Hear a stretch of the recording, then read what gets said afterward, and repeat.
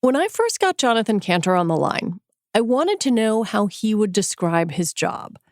Not the technical title, Assistant Attorney General for the Antitrust Division at the Department of Justice, or what the press has called him, America's top tech cop or a modern trustbuster.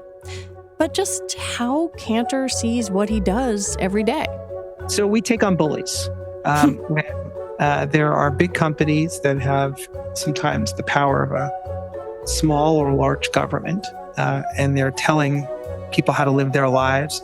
They're keeping other companies from competing fair and square. And we step in to make sure that people are obeying the rules. You literally have, I'm looking at a Zoom video of your office. I can see that you have an anti-monopoly game on the wall behind you. So, that's the shtick, right? That's it. That's what we do. We are anti-monopoly.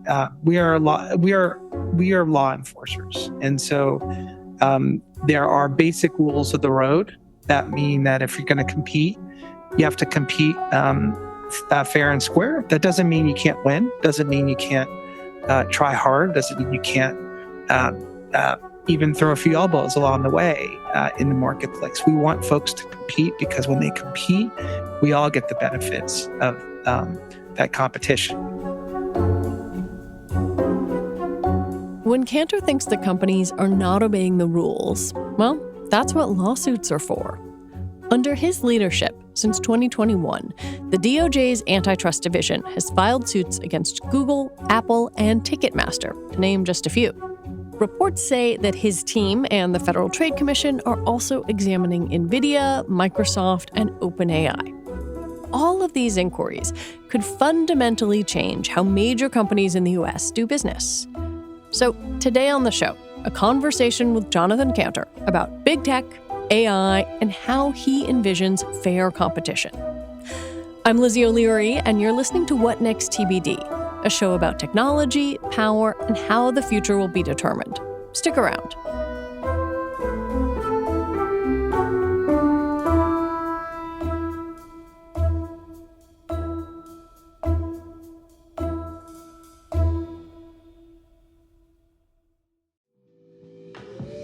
This podcast is brought to you by Progressive Insurance. Whether you're driving, cooking, or doing laundry, Progressive knows the podcasts you listen to go best when they're bundled with another activity.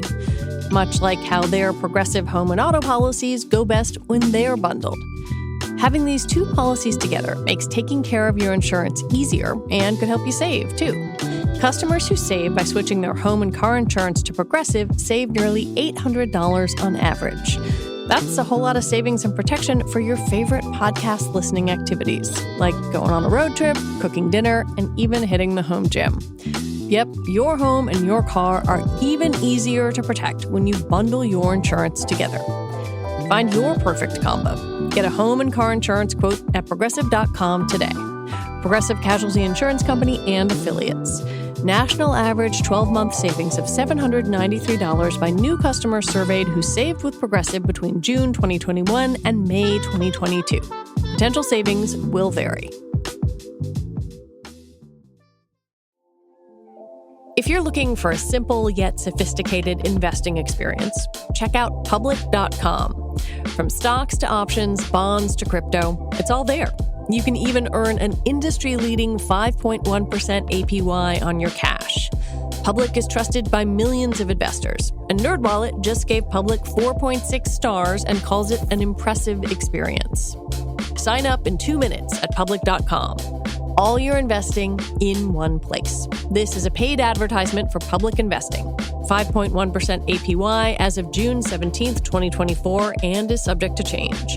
NerdWallet overall rating 4.6 out of 5 as of May 2024. Full disclosures in the podcast description.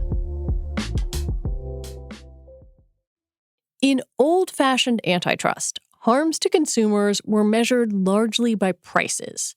But that is not entirely how Kanter and his counterpart at the Federal Trade Commission have been operating.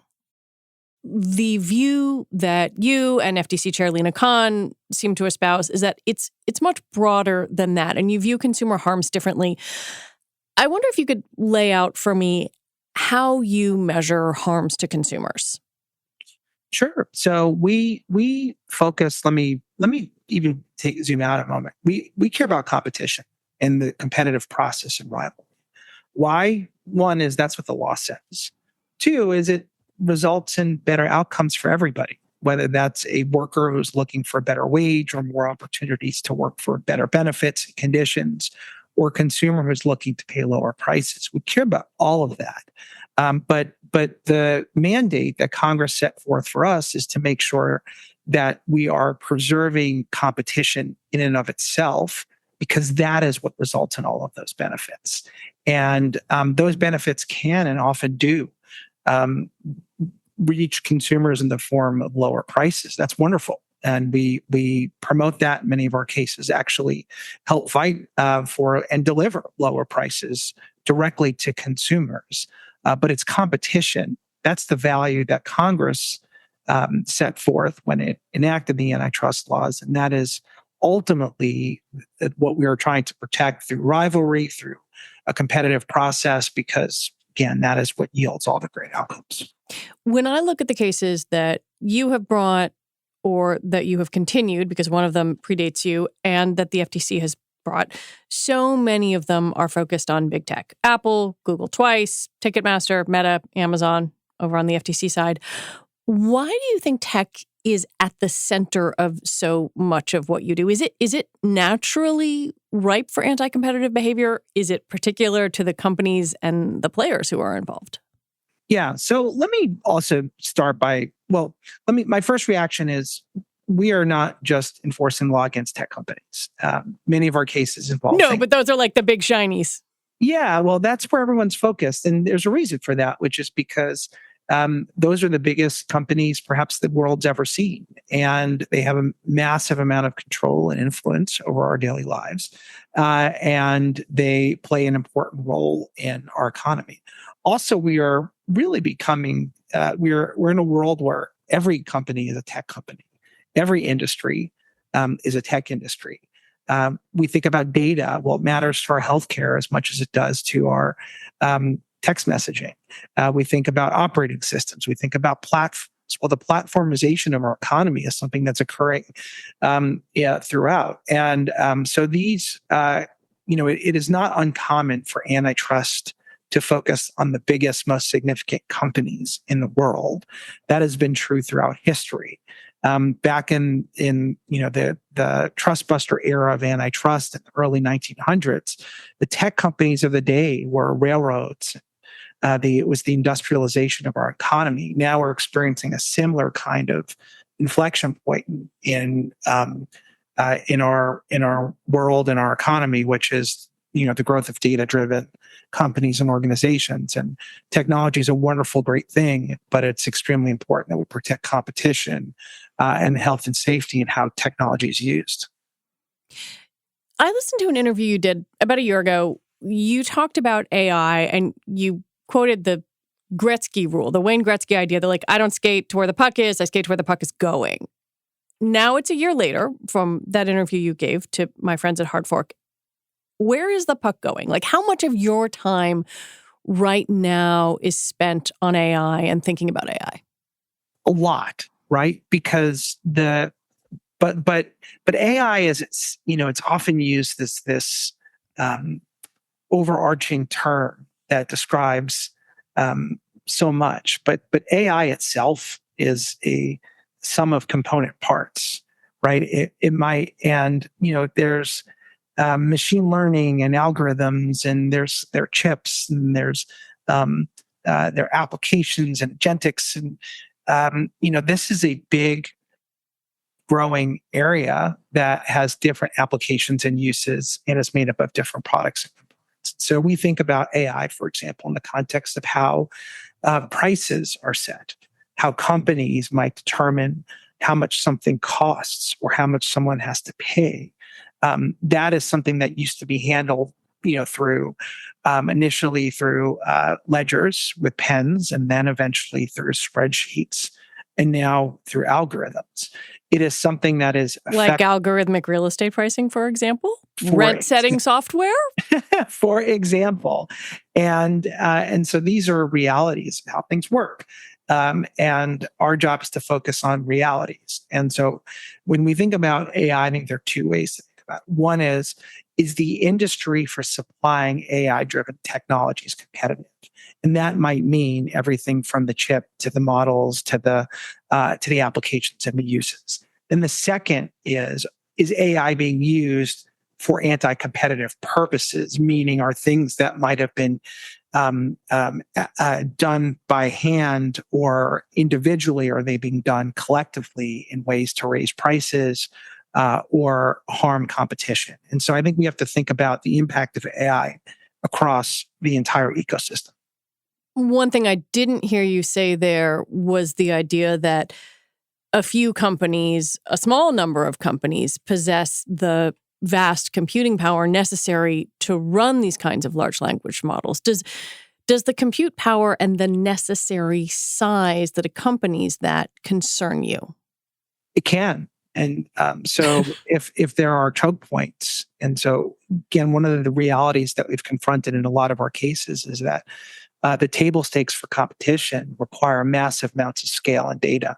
And if AI or AI-driven technologies are built on massive amounts of scale and data, and there are huge feedback effects that make it difficult to compete, then yeah, of course, we're going to be concerned. And so if companies are building moats that are filled with ones and zeros instead of water crocodiles, then I think we're concerned. Let's say that one company controlled between 75 and 90% of the chip market necessary for that kind of computing. Doesn't that sound monopolistic? So there are a number of questions that we have to confront in any matter. First is a company have a monopoly or a dangerous probability of having monopoly power? And then is the company engaging in conduct that might unlawfully acquire or maintain or monopolize a market? And so that conduct can be often the sharp elbowed exclusionary conduct that may result in legal behavior, that may build the moat, that may protect them from inflection points, that may restrict the ability of others to innovate. If we have all of those ingredients, meaning monopoly power or dangerous probability of it, and we have the harmful conduct, then we could very well have an antitrust violation. I'm obviously trying to get you to talk about cases that you don't want to talk about. I'm an expert in not talking about specific cases that podcast hosts try to get me to talk about. So thank you for trying. Let me ask you about something you said. You said that the department is looking at how AI companies incorporate the work of artists and musicians, people who produce creative output, and that those people have to be compensated. Compensated by whom? And how is that an antitrust issue? How does that fall under your purview? It's absolutely an antitrust issue. So one of the earliest cases that we won here at the Antitrust Division, my tenure, was a case against the merger of book publishers. And Penguin, Simon & Schuster. Right. And the theory in that case was not that the prices of books to consumers were going to go up. They might have. But the theory was that when those publishers merged, they would be able to squeeze professional authors by reducing the availability and the amount of advances that would go to professional authors, many of whom relied on those advances to feed their families and research and write and engage with the public. So the court agreed with us and said that, yes, this merger is going to harm authors. It's going to harm the ability of authors to make more money for their original work. This is a monopsony case about a payer, not a buyer. Exactly. It's the word that the term of art that's often used in our world is monopsony power. It's power over the people who make, buy, or supply things. And that is a well-recognized, well-understood harm, actionable harm under the antitrust laws. And so if companies can become so big and so powerful, and they can maintain that power and then exploit and extract things that people work really hard to create for less than the value of those creations, then that is an actionable antitrust. I mean, you are absolutely describing the way an LLM takes in, great works of art from artists who are dead or living and creates AI art. It's an interesting observation you just made. I mean, this is something that we've seen throughout history and society, but the ability to promote the creation and development of original work, of content, that's our, one of the key differentiators for our country. It's our music, it's our journalism, it's our movies, our books. These are ideas. They're how we express ourselves in every aspect of our lives, whether it's our joy or sorrow, or how we express ourselves politically in the political discourse. And so if you're making this stuff, should you be nervous that the DOJ is going to come knocking on your door?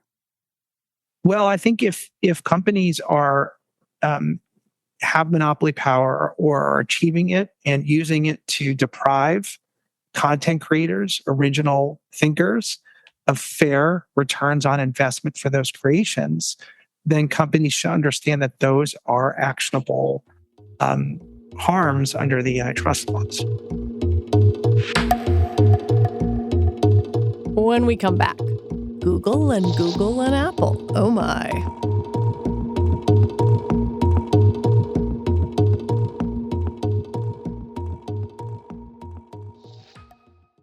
This episode is brought to you by SAP. First, the bad news.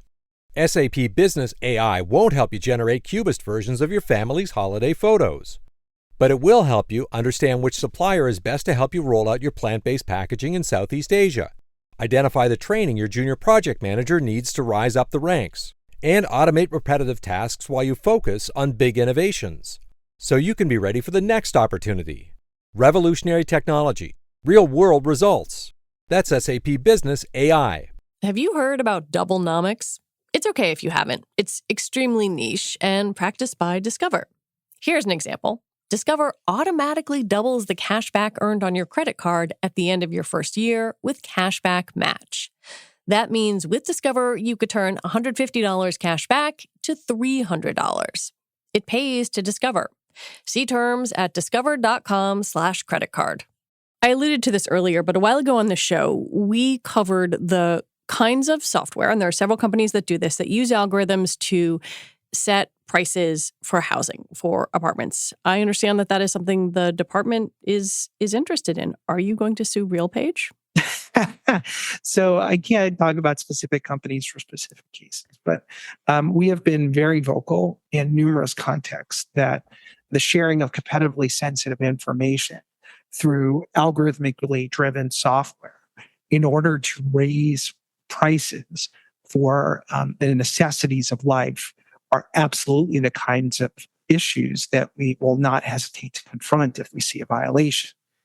We are in a world where the sharing of information and price fixing used to be, it has been since the inception of the antitrust laws among the supreme evils of anti-competitive conduct. So much so that courts have labeled them per se violations of the antitrust laws, meaning you just have to show that you agreed to fix a price. You don't even have to go ahead and show the effect. One of the challenges to price fixing and to market allocation and some of these really problematic practices has always been that it's difficult to get in a smoke-filled room and agree. And then over time, people didn't need to sit in a smoke-filled room. They can put something in the mail and send it through the post office. And then it got easier. They can send an email. And then it got even easier. They can send a text or use a phone call. Now we are in a world where you can essentially outsource that entire function to an algorithm and to say, you know what, I'm not even going to do the work of setting the price anymore. I'm just going to hand it off to software. That software is going to take a look at what my competitors are charging, and then it's going to set the price for all of us. We have said in our public filings, and I think it is intuitive and understandable to the world, that is conduct that raises prices, might raise of whatever the algorithms are trying to address. And so, of course, we should be concerned about. Of course, those are, in many respects, it's turbocharging the ability to engage in an antitrust violation, not mitigate. I know that you're not going to talk about the specifics of the Google cases or the Apple case, but I want to talk about some theory stuff, right? So 2 big cases against Google, one against their search dominance, the other about advertising technology. Search suit closing arguments in May, and ad tech goes to court in September. What should a healthy ad tech universe look like and a healthy search universe look like? What is it about size? Is it about what I as a consumer can look up? Like, how should that be? Yeah, I think there's some basic principles that we have to start with. First is we want competition on the merits, right? And so if a company is building its market power by restricting the ability of others to do things, then that could be a problem. And so let me peel away a few layers there. If a company that has, let's say, a very high market share says, in order to do business with me, you can't do business with somebody else. Or in order to do business with me, you have to do less business with somebody else. You got to install our browser as the default on your device. Now, this is not about making the monopoly's company product better. It's about restricting the freedom of people who work with that monopolist to do things. And a lot of our cases focus on those kinds of restrictions. It's when a company that has essentially the power of a regulator in their industry imposing regulations that impede the competitive process. Another theme that shows up in a lot of our cases are conflicts of interest. Increasingly, we are seeing companies that are participating at multiple levels of a supply chain and are doing it with high market share. And they might be on multiple sides of a transaction. Be a buyer, they might be a seller, they might intermediate a transaction. And again, I think that creates obvious issues across a lot of industries that we should be concerned about. And those conflicts of interest, when you have power, can take away what should otherwise be a healthy competitive process that might negotiate away the power of one side of the market through the other. Does it matter if the products are better? Like, if Google actually makes the best browser, the best search engine, does it matter? Well, how do you know it's better if you don't have competition out there and the opportunity for people to compete, right? We have the antitrust laws are premised on a core concept, which is that competition is what ultimately gives us the best outcomes, right? And so when people have to compete harder, they work harder, they innovate more, they invest more. And in many respects, it's the beauty of the uncertainty, what might come next, that we're trying to protect. And so whether something is better, well, better than what? Is it better than what we would have had in the absence of the anti-competitive restrictions? Or is it better than the faster horse that you can imagine? Let's talk similarly about Apple. So what if, getting theoretical here, Apple opens up its walled garden, its ecosystem, and consumers can do a lot more, but things get more expensive? How would you see that as an outcome? So again, I don't prefer not to deal with hypotheticals because I don't think people have to choose between competition and lower prices. I don't think people have to choose between competition and choice.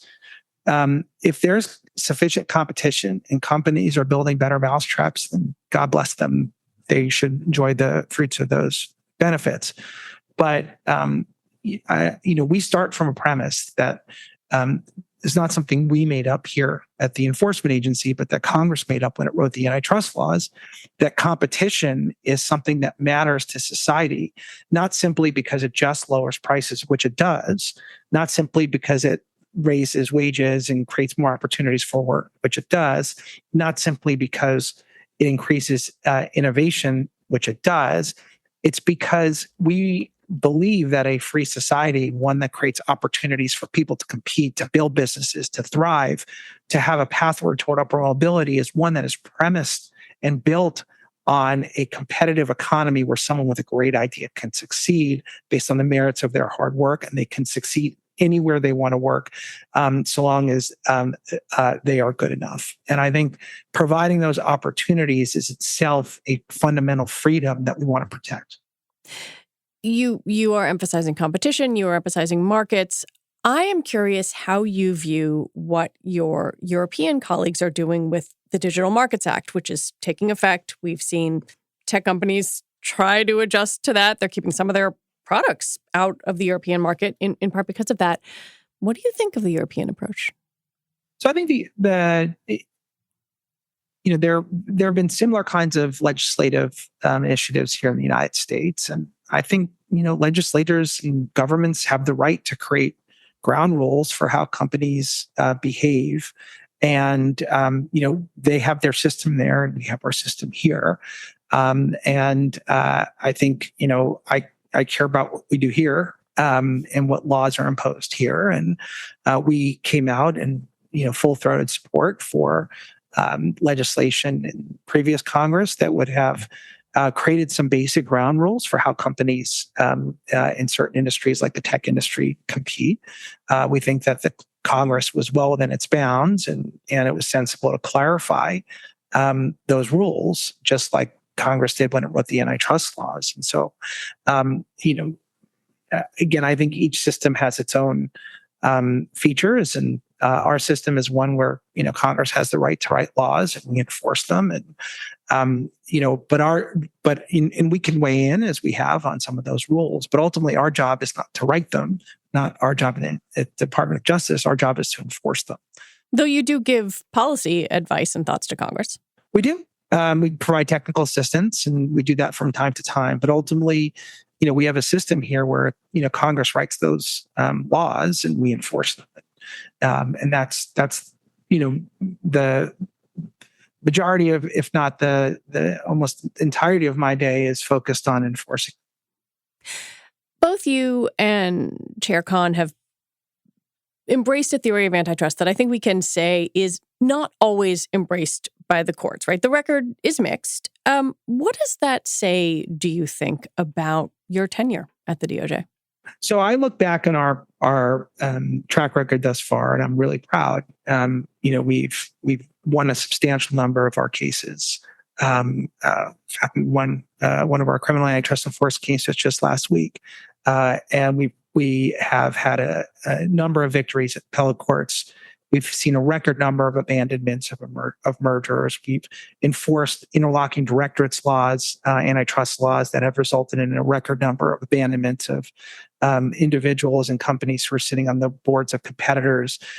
We've seen the kind of success and achievements that make me extremely proud, and that are by historic in historic context, virtually unprecedented. And so we've put real points on the board in terms of delivering results for the public, and those results improve healthcare, lowers prices of pharmaceuticals, lowers the cost of buying a house, and creates more opportunities for tech entrepreneurs to compete.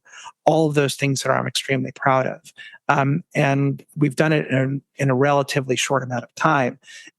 Ultimately, I believe we have a system that is based on law enforcement. And so our job is to bring cases to courts, present them when we believe it's the right thing to do based on the facts and the law, to make them as compelling as possible, and to convince a judge or jury that we're right. And if we do that successfully, we win. If we don't, then a court rules in a different direction. But our job is to look at each case on its merits, the facts and the law, and determine if it's an appropriate use of resources to bring the case, and then do everything we can to win and vindicate the rights of the public. Has doing this job changed the way you personally use technology? Like, have you changed your search engine? Do you use products differently? Do you think about it differently? Or with your kids? I've been at this a long time as an antitrust lawyer and technology, so I've probably been a bit more attentive to some of these issues than most. But I love technology, right? My interest in these issues is not as somebody who wants to interfere with progress. That's how you're painted in the press. Tech's adversary. Well, that's not who I love it. I think I want to see tech thrive and deliver and innovate. And I just believe that competition is an essential ingredient to making that possible. My love of technology comes from music, and so I'm a amateur musician, and I've been engaging in music technology since I was in high school, and I love the intersection of the wood and steel and ones and zeros in terms of how you make music. And I've seen all the promise it can deliver. And it's something that I've grown up loving. And it's something I still love. And I still pay attention to new products and services when they come out. I'm still constantly interested in learning about the next frontier. I think those are wonderful things. And I think, as a country, we've been the forefront of innovation. I just think it's important that we make sure that we, one, preserve the opportunities for competition to deliver the best results, but two, that if companies have so much power that they can impose that power in a way that stifles growth, opportunity, diversity of viewpoints and ideas, and we reach a level of power that has an effect that makes them as powerful as governments, then I think we should be inherently skeptical of that power and make sure we are enforcing the laws appropriately as the facts and the laws demand.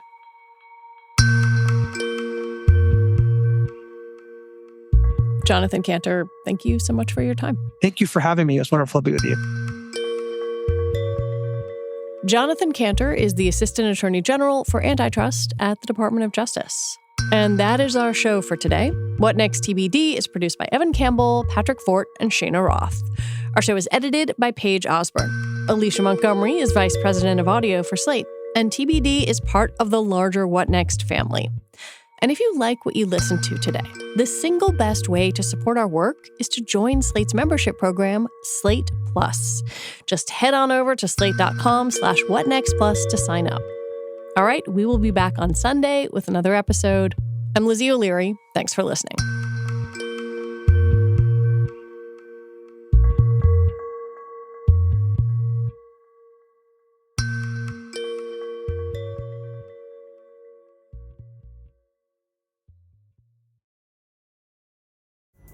Pulling up to Mickey D's just for drinks?